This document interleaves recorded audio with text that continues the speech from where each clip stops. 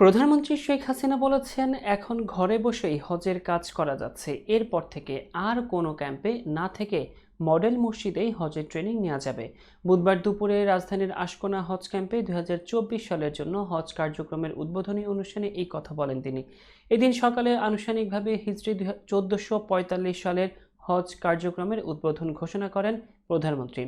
প্রধানমন্ত্রী শেখ হাসিনা আরও বলেন, আজকের বাংলাদেশ অনেক এগিয়ে গেছে। এখন ডিজিটাল বাংলাদেশের সুবিধা পাচ্ছে জনগণ। তারা ঘরে বসেই সহজে হজ করতে যেতে পারছেন, কোনো রকম হয়রানি ছাড়াই। তাছাড়া ডিজিটাল সেন্টারে বসে নিবন্ধন করা যাচ্ছে। তিনি আরও বলেন, মানুষের ধর্মীয় অনুভূতিতে সম্মান জানিয়ে সবাই যাতে তাদের নিজ নিজ ধর্ম পালন করতে পারে সে সকল ব্যবস্থা করে গেছেন জাতির পিতা বঙ্গবন্ধু শেখ মুজিবুর রহমান।